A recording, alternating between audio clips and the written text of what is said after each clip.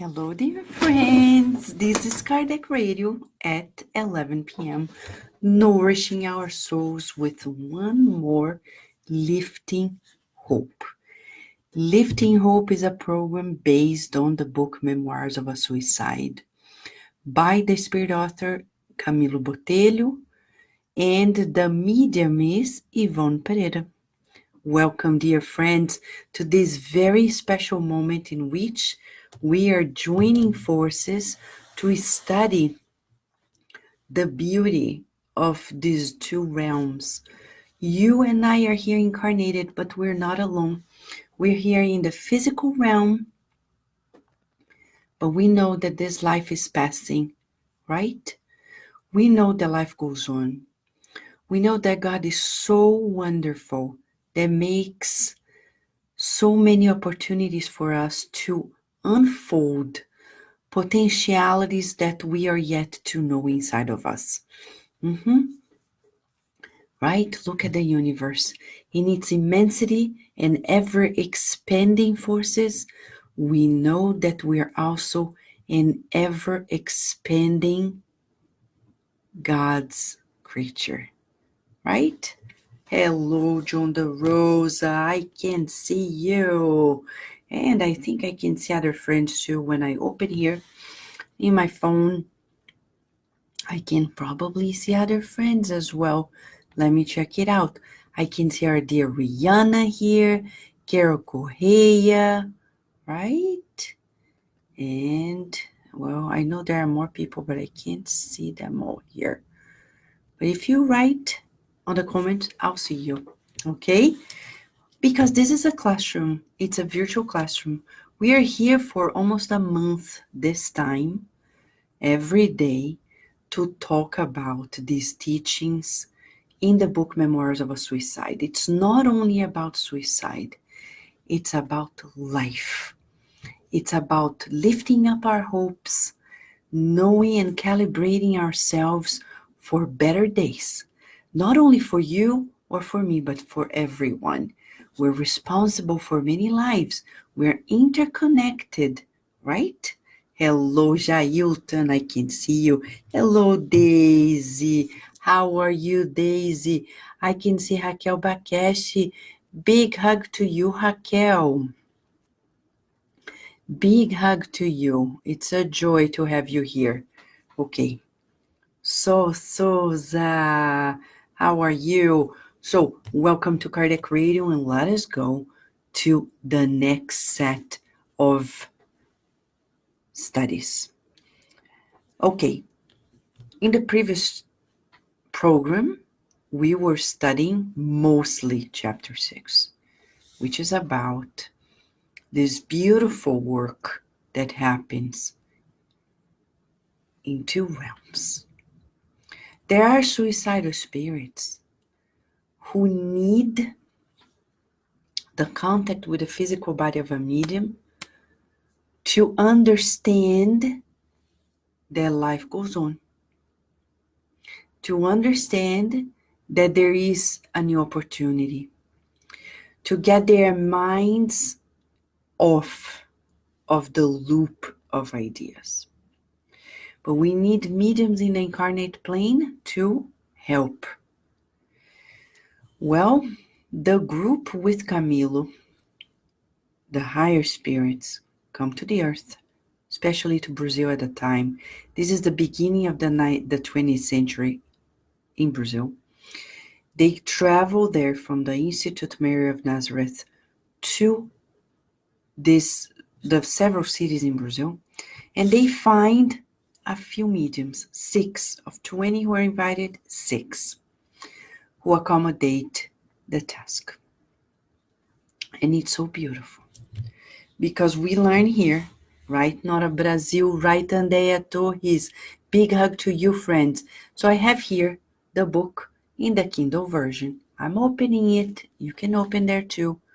And I'm still going back to the end of chapter 6. Okay? And at the very end, Camilo Botelho says words that you and I need to register. Are you ready? Yes? Let us register. We were talking about team working. Have you meditated on this? How good of a team worker you are and how we can boost that team working skill in all of us. Alone, we can do very little, but when we team up, we're stronger. And this is not that mere team up just to say that we belong. No, we're talking about teaming up with our own hearts. Okay? Right, Raquel Bakeshi? With a hug and a heart. Right, Nora Brasil. So at the end of this chapter 6, Camilo says, "Oh people, brothers and sisters who like me have descended from the same glorious point of light.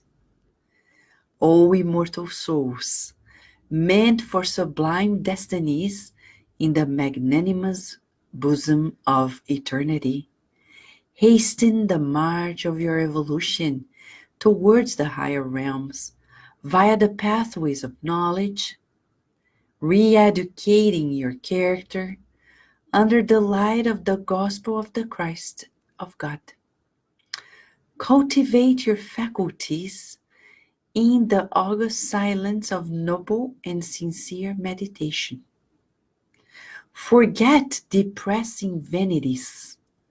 Leave behind frivolous pleasures that do you no good, but only excite your senses to the detriment of the blissful expansions of the divine being that palpitates within you. Guard your heart from the deadly selfishness that keeps you inferior in the spirit world's societies. For all of these are nothing more than terrible obstacles that render your ascension towards the light difficult. Open your heart to the acquisition of active virtues and let it expand for communion with heaven, and then the difficulties of your earthly Calvary will be alleviated. Everything will seem gentler and more just to your understanding, enlightened by the sublime comprehension of the truth, because you will have given shelter to the forces of the good arising from the supreme love of God. And later, when you become accustomed to renouncement, when you're capable of building the reservoir of strength necessary for being a true initiate of the redemptive sciences, when you have kept your heart from the ephemeral illusions of the world, where you experience the wisdom of life, and when your immortal soul feels gripped by this sacred ideal of divine love, may your mediumistic gifts blossom like a precious and pure heavenly flower for ostensible communication with the invisible world, handing out petals of fraternal charity to unfortunates who, unlike you, were unable to become aware soon enough of the imperishable forces furnished to the soul by the everlasting knowledge of the gospel of Jesus. I think we could study this paragraph for the rest of the night, but we won't. But we will say the highlights here. He's saying how much we need to sublimate. If I could use one word, I don't want to be, we don't want to be, right? Reductionist of such wisdom that Camilo is sharing with us. But he's talking about sublimation. He's talking about impulses that are transformed in our daily life. He's talking about the illusions in our daily lives. Observe this. Observe how much we're eluded by the physical environment. You see something edible and your body starts feeling something, right? And then you think, oh, maybe I could eat it, but do I need it? And that's exactly the question we need to ask ourselves in our daily lives regarding anything. Because nowadays we're living in a world where people do things and we feel like doing the same just because everybody's doing it. Because people do things in certain ways, we feel compelled to do the same because it's the push. Peer pressure. We think peer pressure is only for teenagers, but it's for all of us. So resisting that invitation, if it doesn't pertain to us, is wisdom. Camilo Botelho, Bellarmino, Jerônimo, and Mário Sobral and others in this book, Suicide Spirits. They tell us of the stories of their lives when they walked this mainstream pathway. Question for you and I, are we walking this mainstream pathway as well? Or are we thinking, reasoning before we do it? Because if you are a spiritist, and I am a spiritist, it's thanks to Kardec, Amélie, and others who did not walk the mainstream pathway. And it looks like spiritists on earth are invited to walk through that narrow door. The road less traveled. Yeah, it may sound weird, different, lonely, but we can't walk the mainstream. We are going to be in the world without being of the world. Pretty much that's what he's reminding us. Right, Rihanna, so inspiring. This piece by Camilo. Right, Silvio Tero. Welcome to Kardec Radio. So now let's move to chapter 7 because he dedicates a chapter to our friends, the disciples of Allan Kardec. Remember, Camilo didn't know anything about Spiritism until then. And then he becomes acquainted with Spiritist centers at the beginning of the 20th century. He becomes acquainted with the teachings of Spiritism and he embraced it. He's delighted about it and he's amazed about it. So amazed that he dedicates a whole chapter to Spiritists and their role. You want to know more about it? So come with me because this chapter is about you, is about me, is about all of us who are here. From the lenses of somebody who committed suicide and thanks to the Spiritist works, they became acquainted with it. Life transformative, okay? He says on chapter 7, we did not return to our home in the spirit world during the intervals between the sessions that followed, but remained in the vicinity of the earth itself. So, what are they talking about? Remember, they have to come to do these mediumistic sessions in spiritist centers. The spirits leave the hospital, but they don't go back every day. Why? He says traveling back and forth every day would be too difficult for a group as large and complex as ours. Thus, we lived among incarnates for about 2 months, the time needed for continuing the mediumistic gatherings as well as numerous meetings involving initiatory preparation, but where only moral and philosophical principles and concepts were studied without practicing the mysteries. But he says that during those 2 months, the good spirits do not allow them to be in people's homes. Okay, let's pay attention to this.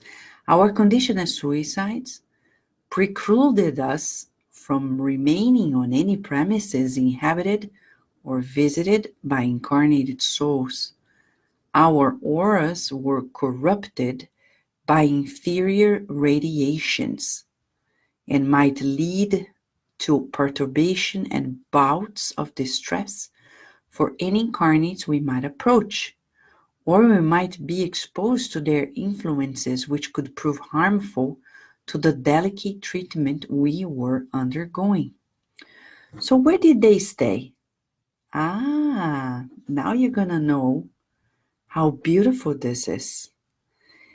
In keeping with these stringent measures, we were taken to picturesque spots on the outskirts of cities we were associated with. Like what? Pleasant woods, meadows covered with fruit trees, fertile green hills with cattle grazed on the grass. Tents were erected and charming campsite, invisible to human eyes but perfectly real for us, and which the sweet bucolic poetry painted with attractive tonalities.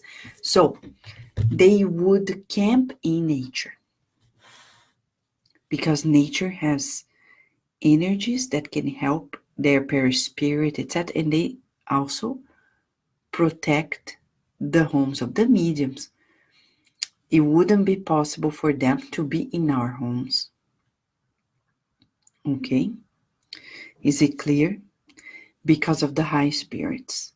That doesn't mean that wandering spirits cannot come in. So that's why it's important for us to pray in our homes. Do you pray every day? Yes, it's very important to pray every day to seal our homes in good vibrations. Of course, we need to be good citizens, take care of other people, but it's important to pray as well. At home, our first temple of God, besides inside of our minds, is home, where we pray, where we select activities and programs. All right? But at night, he says, after the heartwarming evangelical messages at the Christian Spiritist meetings, a mild longing sweetened our sorrows as exiles from home and family. As we gazed up at the celestial firmament sprinkled with beautiful stars, we would meditate. But you know what's the beautiful part of it all? Under the gentle whisper of the canopies that adorn those hills, and the sweet vibrations that refresh the night, illuminated by twinkling of the stars traveling in the immensity of space, our friends, the disciples of Allan Kardec, the mediums, the counselors, the educators, whose altruism and goodwill contributed so generously to the relief of our wounds, they would visit often our encampment at night after their physical bodies lay in deep sleep. Since they had free access to our sight, they would come and speak tenderly and compassionately with us to further clarify the excellence of the doctrine they embraced, revealing themselves to be reverent believers in the paternity of God. They were great enthusiasts of faith. He's talking about Spiritists at the time, who stimulated our love for God. Have you ever thought about this? You may be in a location where there's no Spiritist center, but if you are religious in your daily prayers, in your studies, you may be recruited to help in the beyond. And what do? Talk to spirits like Camilo at the time, who was a recovering suicidal spirit. Talk about the teachings, sharing our beliefs, and stimulating our love for God, our hope in His paternal goodness, our trust in the future He had reserved for humankind, and our courage to triumph as the unconditional foundation for serenity. In our great effort to evolve, all of them claim to be unambiguous, undeserving proof of the excellence of the philosophical teachings. Now listen to this. This is so extraordinary. He says, the teachings whose bases were set upon the magnificent morality of the divine model and the science of the invisible, transforming the disciples of Allan Kardec into steadfast strongholds of faith that were capable of resisting any adversity with a serene disposition, a balanced mind, and a smile reflecting the heaven they harbored inside, thanks to their lofty knowledge of life and the destiny of humankind. They would eloquently expound the arduous adversities with which many of them struggled. And you want to know what type of mediums or spiritists that they were talking about? He says here, for instance, one particular elderly man, the head of a large household, was very poor and had to toil without rest for his family's welfare. Another, misunderstood at home and alienated by his own family, was not given the sacred right of thinking and believing as he wished. One particular woman, carrying the heavy cross of an unhappy marriage, was subjected to the imperative of cruel humiliation and daily sorrows. Another, who had seen her only son die in his youth, was then deprived of support in her widowhood and old age. And on the eve of her longed-for wedding, a young woman received as a reward for her tender dedication the abandonment of the one who had awakened the first raptures of her heart. All these circumstances clearly showed that adherence to Christian Spiritism did not exclude the need for great reparations and dolorous trials. Pause. That's the myth that many people live. They think, I'm going to dedicate myself and I know my life is going to get better. And they see that the life that they are leading continues to be challenged. And they're like, oh my gosh, nothing helps. And they give up. They think that by dedicating themselves to helping others through the Spiritist teachings is going to save them or make them feel the bliss of life in terms of the material life. And it's not going to be like that. Think of our guiding model, Jesus at the cross. When he was at the cross, many people were thinking and saying, aren't you the one? Why don't you come out? How come you are what you are and you're there at this cross? They couldn't understand. Many people are like that. They think that by embracing the teachings of Spiritism, by practicing, by being charitable, kind, and loving, you are going to be prevented from getting sick, from deceptions in life, frustrations. No. We're going to go through those things or even more. Look at Chico Xavier.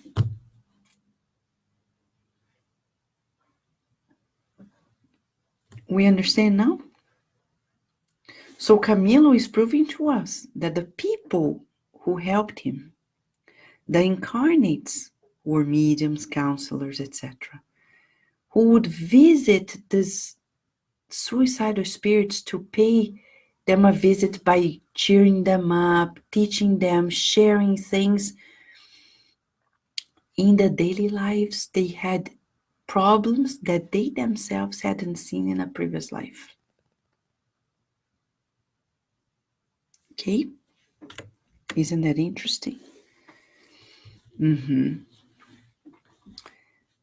Serenity and patient acceptance had obviously eased such blows to their hearts, because we have the certainty that everything shall pass. So, patient acceptance and serenity. Patient acceptance and serenity. Ease the trials. In the Gospel according to Spiritism, chapter 5, there is a particular subtopic, and I want to mention to you guys. It's 14. Yeah. Item 14. It says, calm and resignation will lead us into preventing insanity and suicide.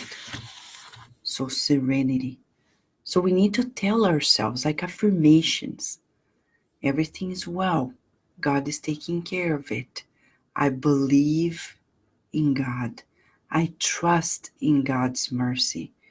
And I keep telling that to myself to give me the serenity before the trials that I cannot change. So I don't go into the escape mechanisms of drinking, using drugs, and many other things. Right? So he says here, confidently, the Spiritists had turned to the loving bosom of Jesus and remained faithful to the tender invitation he continuously offered. They felt no sorrow, but instead it was with visible good humor that they said that some of them would often carry out their duties at the Spiritist Center without having eaten because they had nothing to eat, but that in spite of it they did not feel unfortunate, since they knew that the Supreme Father, who clothes the lilies of the valleys and provides for the birds of the air, would also provide a remedy for their situation as soon as possible. Amazing, huh? So you know the beauty of it all? Camilo shares with us that he became close friends with the incarnate spiritists. He mentions it to us. He says, strong mutual affections and indestructible affinities were the result of those almost daily visits, especially on our part. The discarnates who owed them our sincerest gratitude for their interest in us. We had permission to follow them during their beneficent endeavors. Deeply interesting, these endeavors served as magnificent lessons. We could not understand how anyone could dedicate him or herself to others with such lofty demonstrations of selflessness and fraternal love. Amazing, huh? Amazing. And you know, he says that some of these mediums and other spiritists in the team, they were allowed, even after the months of these excursions here on earth, they were allowed to continue collaborating with the Institute Mary of Nazareth, becoming, as they say, collaborators of the Legion of Mother Mary. It could be you and I, if we dedicate ourselves. The invitation is here. The good spirits are inviting us. It's up to you. You want to join in or not? Since these collaborators would truly dedicate to the apostolic ministry under the auspices of Allan Kardec, they did not limit their goodwill to the weekly closed sessions at their own Spiritist centers. On the contrary, they expanded the radius of their efforts and deeds for the exaltation of the cause they served. At night, those connected with assisting us would cover great distances in their astral bodies, okay, followed by their, of course, by their mentors and guides to go to hospitals, to visit people in their homes as well. Can you imagine? You go to sleep, I go to sleep. The good spirits take us, and we keep learning and helping in several locations. Isn't that phenomenal? Wanna do it? Think about it. Today, it's an invitation, open invitation to us. During the 2 months of our stay on Earth, I was sometimes able to participate along with others from my group. Supervised by their spirit instructors, spiritists would visit hospitals, approach beds of the poor, visit the sad patients, give them passes, etc. Amazing, huh? Amazing. And in some cases, they would take in those spirits that needed to the spiritist centers to help out during the emancipation of sleep. It was with profound emotion that we embraced after 2 months. Camilo and the friends had to go back to the hospital, and they had their final reunion. He embraced with much love those friends whose placid hearts had communicated such vigor to our hesitant and apprehensive souls. We expressed our eternal gratitude to them. On their part, they promised to continue their interest in the circumstances that kept us prisoner. Isn't that phenomenal? You can make friends in the beyond, and you know what's beautiful? In fact, back into our hospital, we would often see their friendly faces on the screen of our televisions. They were always surrounded by the pure vibrations of the prayers and generous thoughts they directed to God for the improvement of our situation. Can you believe it? So you participate, you make friends, they go back and they keep watching over us. We keep being connected, and you think you are alone on earth. You have more friends than you can imagine. I know. If we say this on TV nowadays, people are going to look at us and think we're crazy. Let them be. Our reasoning says it makes sense that when we sleep, we can do all these amazing things. Right? Why not? And as Souza says, sometimes they let us remember that we were helping them, right? So it's beautiful. It's God's mercy. It's the law of society. We need to collaborate with one another. It's just lifting our hopes once more. Beautiful. She's saying they learn to do good practicing it on earth. Exactly. Thus, Camilo says that he became enchanted with Spiritism. 2 long years passed by, he says, and they continued coming back and forth, doing these works. He said, around that time, I became acquainted with an affable mediumistic instrument, a medium gifted with outstanding faculties who would frequently come to me and the others, either by means of thought and beneficent vibrations on our behalf, or by means of fervent prayers. Okay? He's talking about Fernando de Lacerda. Yes, a Portuguese one. So he says that he even wrote through him. He visited the medium and returned to the spiritual hospital. In spite of all these new experiences, we remained hospitalized and submitted to treatments, exercises to correct our mental vices. I'm going to pause now for an inner assessment for us. What are our mental vices? What are our mental vices? Previous chapters, we learned about moral therapy. What about our mental vices? Do you have an idea about your mental vices? We can't deny them. We still have them because we're incarnated. It's the strongest proof that we have that we need to tame it, to change it. But we don't change by making us feel bad about it. We change it by thinking the opposite, by thinking of ourselves, visualizing the good in us. And that's how we tame these vices. By trying the new. If you keep doing the same old routine every day, every week, we're not going to change. We need to expose ourselves to the new people. Look at Jesus. Jesus was always approaching new people, always open to new people. Are you? No, we usually know those 6, 7 people, and any stranger, we already feel like, oh, but look at Chico Xavier. Look at Jesus Christ.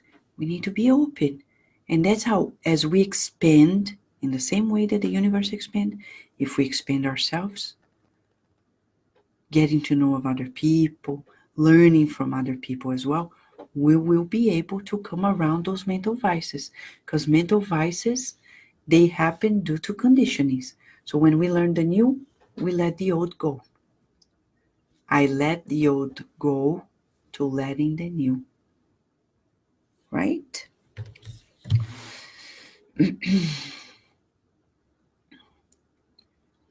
Okay. He said he became friends with the people in the hospital, and he talks about Roberto de Canalejas. Roberto de Canalejas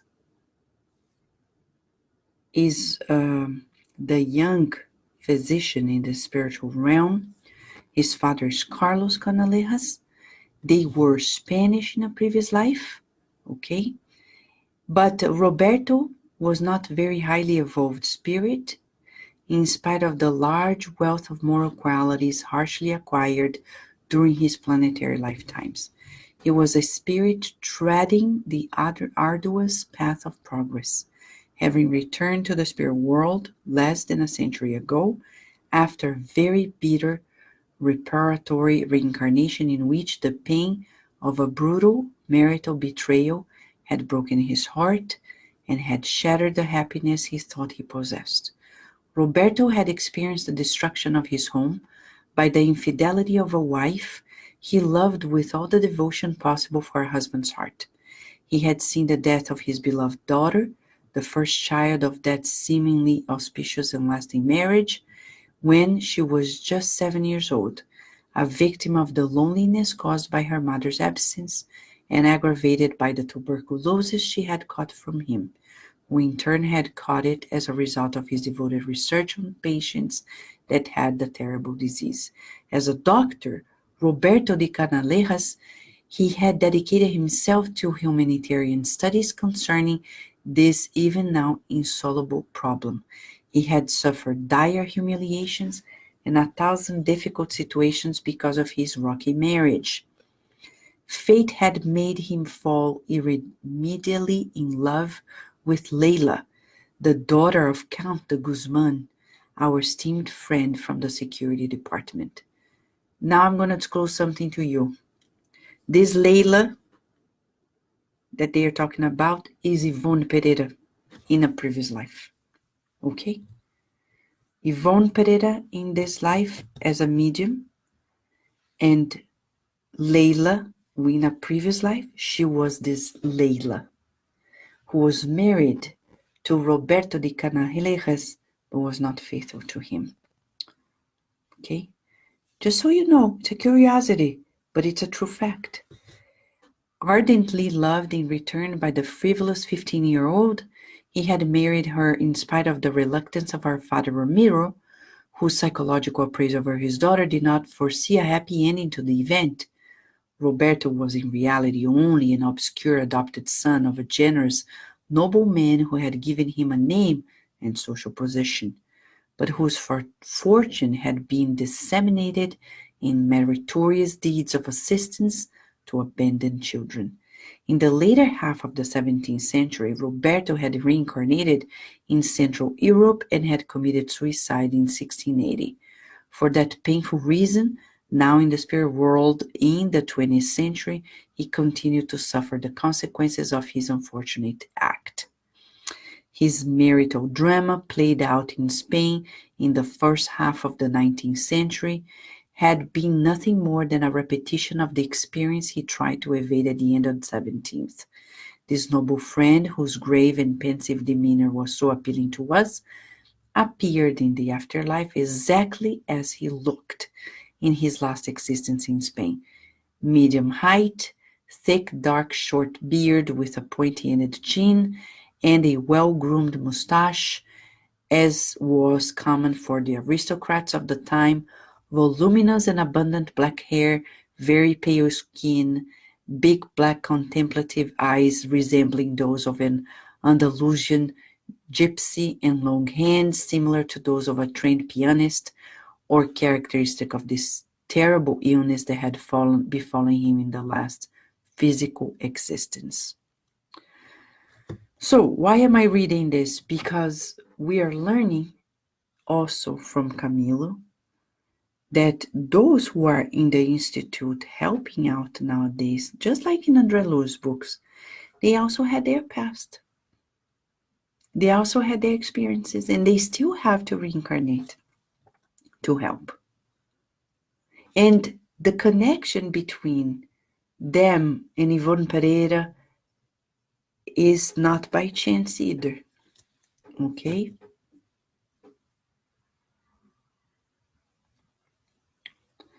So, we'll talk more about the story of Roberto tomorrow. But for us now, it's what Mentor Joseph brought to us in the mediumistic meeting in our center. Humbling opportunities, friends. He talks about the fact that in the constrictions, restrictions, limitations, problems of our daily lives, we have our humbling opportunities to achieve levels of humility that are so important for us to be better instruments of God on earth. So he says, rejoice on them. Roberto de Canalejas was learning how to overcome his own limitations and valuing the difficulties of life, the restrictions by helping others. So you and I in this whole chapter are being asked to humble ourselves before life, rejoicing in them as Mentor Joseph is reminding us, to boost the needed humility without which we can barely be good instruments of God, because above us, there is God. If we dedicate our lives to just allowing God to go through us, play through us, use us, we are going to facilitate the works of the higher spirits and progress much, much more steadily and faster. That's the message of today, to lift up our hopes. It's an open invitation for you and I to join forces with these loving spirits of the beyond and make better use of our sleep time. Okay? Remember, we can be useful in two realms if we just apply ourselves. Shall we? So now let us pray together. Pray for those loving and kind spirits, thanking them, the loving spirits, for their guidance, their assistance, the sustenance of our lives. Plus, let us pray especially for those who committed suicide, that they find the relief that they need. Shall we? Okay, I'm going to play the Ave Maria, because as you know, we're under her loving care, right? So let us pray as we listen to the Ave Maria.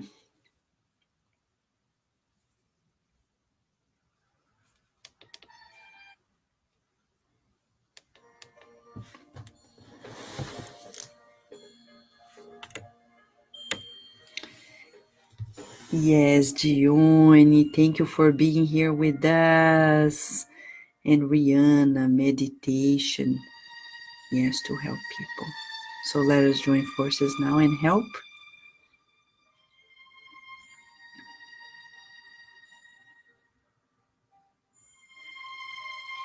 Let us visualize Mother Mary, her loving smile,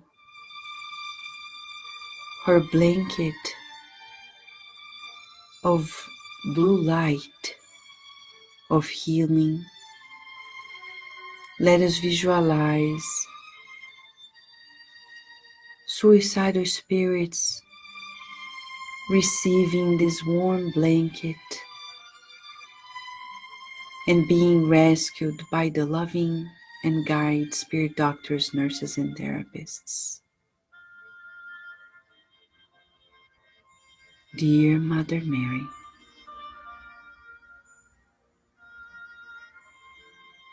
thank you for bringing the love of God into our lives. And thank you especially for letting us know of your exceptional works. May we apply ourselves into studying, understanding, and making ourselves available day and night to give a helping hand to many who are in need of love, of protection.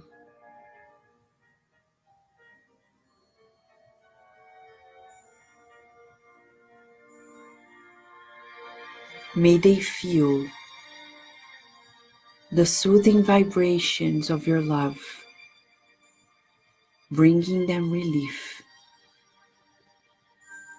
as they hear the sounds of your voice saying, "This shall pass, this shall pass, this shall also pass," lifting up their hopes so they can begin anew.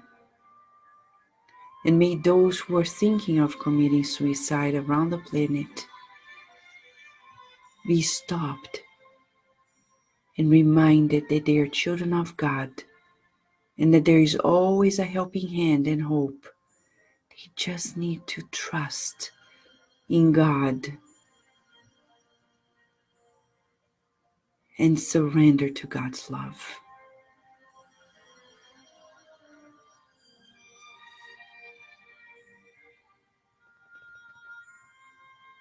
May then we stay under your guidance and protection as you grant us the permission to close these moments of therapy for all of our souls. And so be it.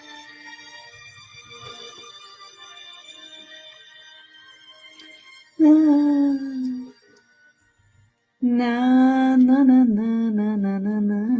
Right? Yes, also we just need to open our hearts. And love and blessings to you too, Rihanna. Thank you, friends.